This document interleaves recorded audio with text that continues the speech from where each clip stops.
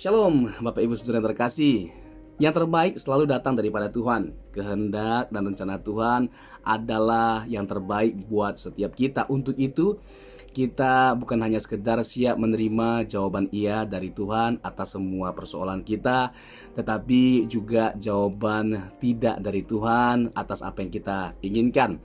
Ada dua tokoh yang luar biasa menurut saya, yang dari mereka kita dapat memetik satu pelajaran yang mahal, di mana sekalipun Tuhan menjawab tidak atas apa yang mereka inginkan, tapi justru ada sesuatu yang luar biasa, ada berkat dan kebaikan yang begitu besar yang Tuhan nyatakan lewat kehidupan mereka. Yang pertama adalah Rasul Paulus dalam 2 Korintus pasal yang ke-12, di mana Rasul Paulus di sini menceritakan tentang penglihatannya.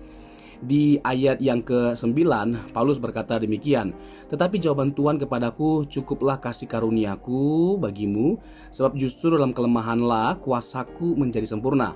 Sebab itu, terlebih suka aku bermegah atas kelemahanku, supaya kuasa Kristus turun menaungi aku." Kita bisa melihat bagaimana begitu dewasanya Paulus menerima jawaban daripada Tuhan. Meskipun apa yang dia minta itu tidak dipenuhi oleh Tuhan.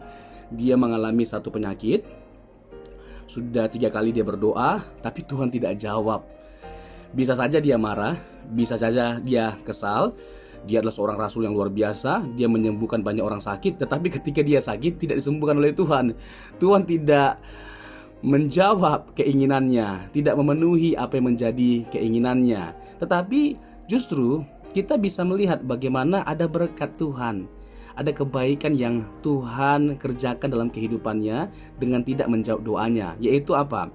Di ayat yang ke-7 dikatakan, "Dan supaya aku jangan meninggikan diri karena penyataan-penyataan yang luar biasa itu."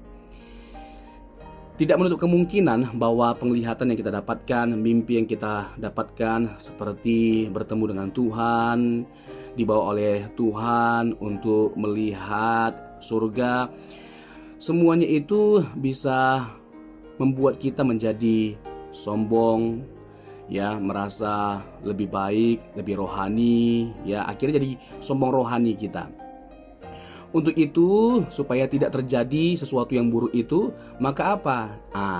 Tuhan memberikan duri bagi Rasul Paulus secara khususnya pada waktu itu.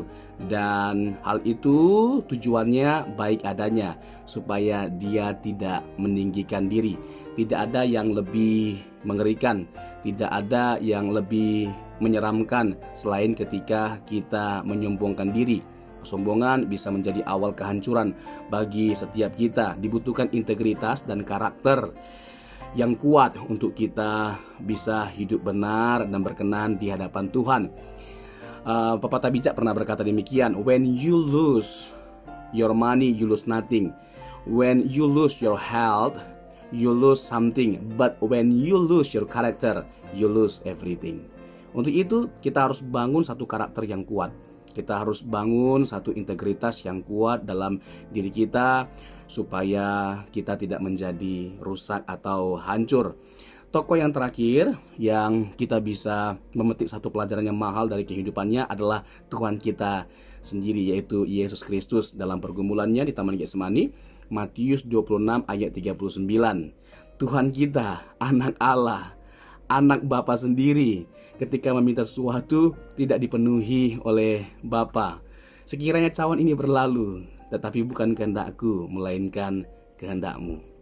Kita bisa melihat bahwa sekalipun Bapa tidak memenuhi apa yang Yesus inginkan untuk menghindarinya dari penderitaan itu, tetapi justru kebaikan terbesar, berkat terbesar, yaitu keselamatan, di mana kita pada akhirnya bisa menikmati persekutuan dengan Allah, dan nantinya kita akan bersama dengan Dia selama-lamanya di surga. Semuanya itu bisa kita nikmati, kita dapatkan. Karena apa?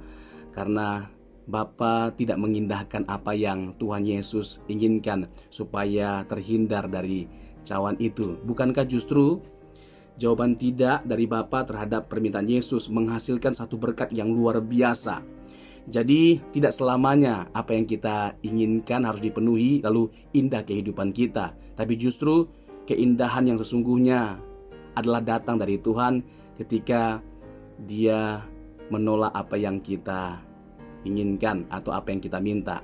Hal itu sangatlah wajar, hal itu sangatlah tepat, hal itu sangat benar. Kenapa? Karena Tuhanlah justru yang tahu yang terbaik bagi setiap kita.